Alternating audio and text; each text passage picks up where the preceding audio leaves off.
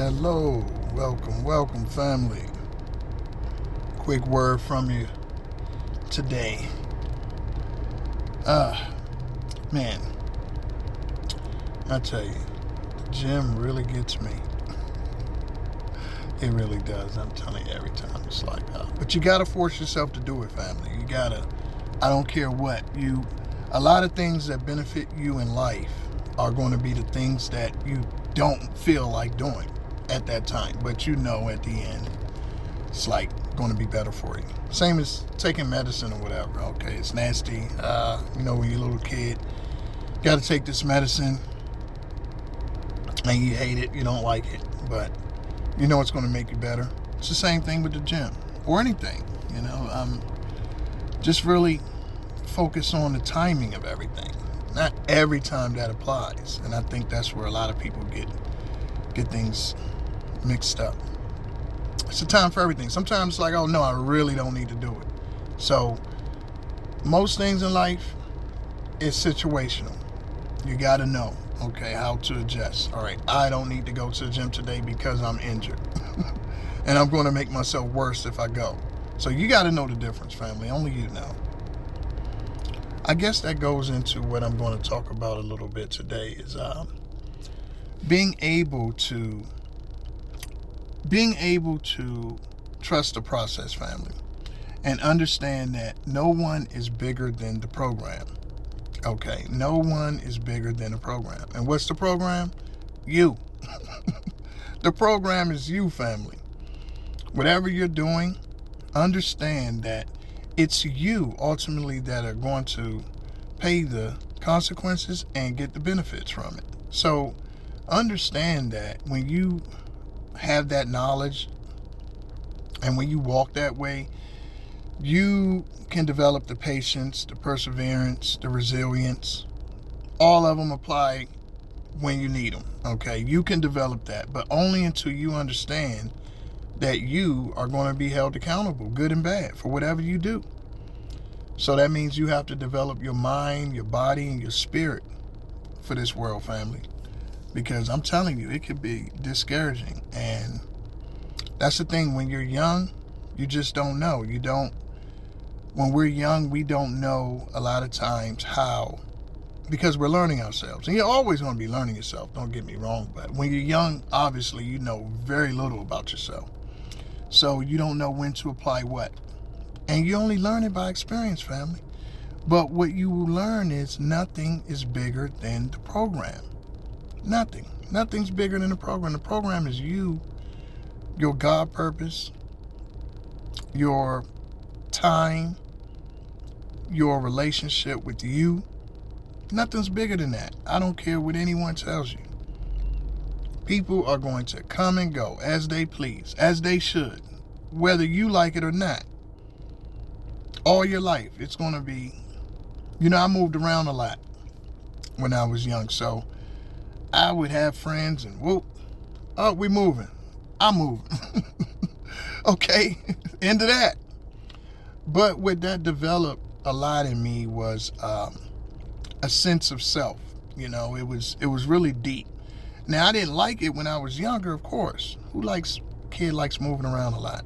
But what I realized is the benefits from that, being able to adapt, being able to let go, being able to accept, being able to quickly embrace, quickly release. All of those skills, there's no way I would have developed if I didn't move around a lot. There's no way. I mean, most people I know, they are very comfortable in their zone, in their lane, which I am too. It's just that my lane changes. I have that adaptability to change my lane. Now, as I've gotten older, what I used to resent, I thank God for, because I understand that it made me partially who I am. And that ability to be flexible, that ability to not try to hold on to anything and just ultimately keep your faith in God and understand what your program is. I got that from something I didn't want. And that's what I'm saying, family, that understand your program is you and your God purpose. So while you're here, you have a purpose. And you have to believe that. You have to believe that you are here for a time to do a job. And that job is, everyone has a job. Everyone has a purpose here for a reason and a season. And once you accept that, then you can apply whatever happens. I can adjust. I can learn from it. But until you accept that part and free your mind, open up your mind to new experiences and not fight everything, you develop that. I believe in East Asia, they call it the woo. They call it the woo. You develop that ability to flow. And when you develop that flow state, you are in your highest state of consciousness, okay? Because you are accepting. You are not fighting. If anything feels like a fight, family, it's probably not right. And that's the truth. Understand, life is not meant to be easy, okay? However, if you know who you are, you know it's worth fighting for. And sometimes we fight, most of the times we fight for things that's just not worth fighting for. Okay? Again, knowing the difference, knowing when to use these different things. Very seldom in life are you going to have to fight or should be forced to fight. When I say fight, I'm not talking literal. I'm talking just that angst, that pressure, that very seldom you're really going to, if you're in the right place. When you find yourself fighting all the time, fighting a relationship, fighting a job, fighting a goal, you know, if it's really aligned with you, you're going to see purpose in that fight, okay? And that's going to charge you to keep going forward. That's why relationships don't work when you're the only one fighting for it. It's not going to work. You can't be the only one in the fight for a relationship. First of all, it shouldn't be a fight. It should be, hey, I want this. They want this. And just the fact that you are connected in that symbiotic kind of way, you have similar characteristics, similar values, principles, beliefs, you know, similar heart posture. It's not going to be a fight. It's when someone in that relationship is not agreeing with having the relationship. That's when you're going to see the fight. And in that case, if that is not you, which you still shouldn't fight, obviously. So if it's the other person, you need to exit that situation and you'll see your life become much easier. You'll see your life become much easier. And that's the way you should do it, family. That's the way you should do it. It should not be a fight.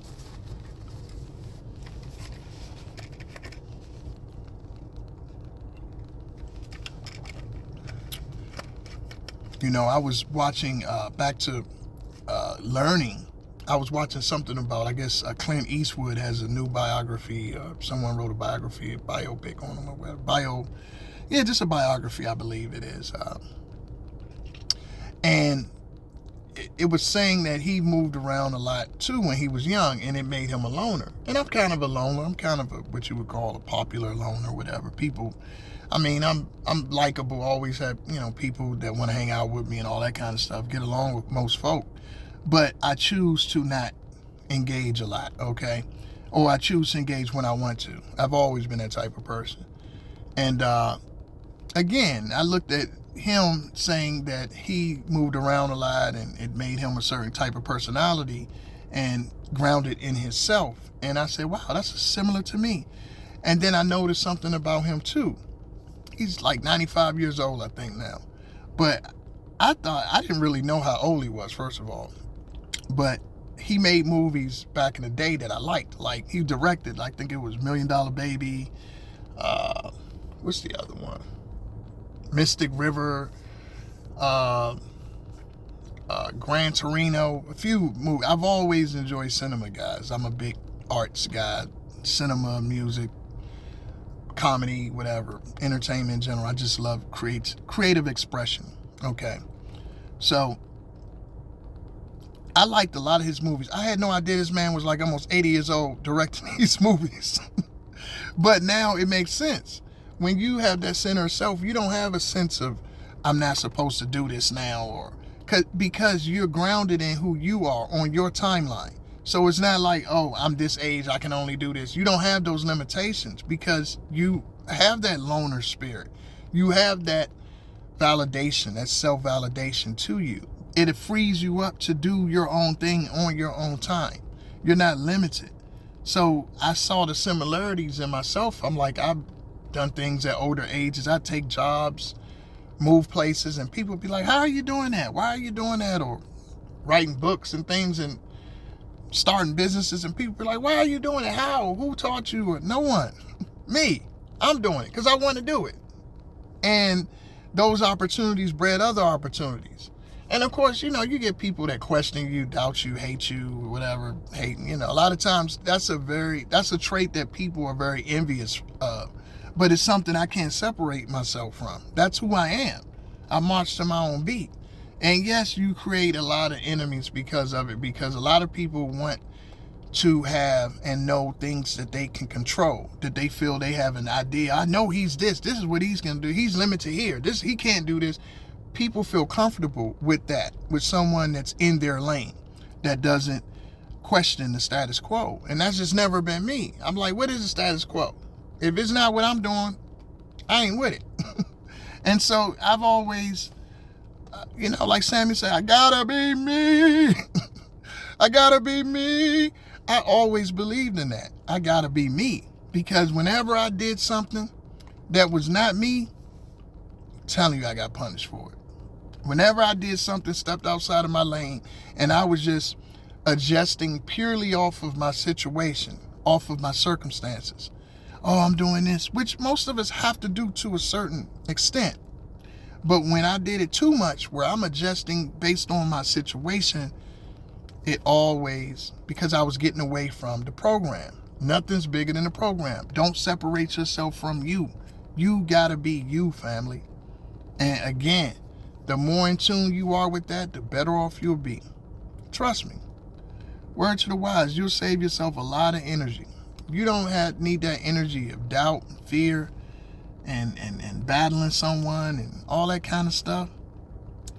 You use that energy to propel forward. If you can't come out with a positive thought or a positive reasoning about it in what you're doing or experiencing, let it go, because all that energy is going to do is hold you down and stop you from doing something that could benefit you and others.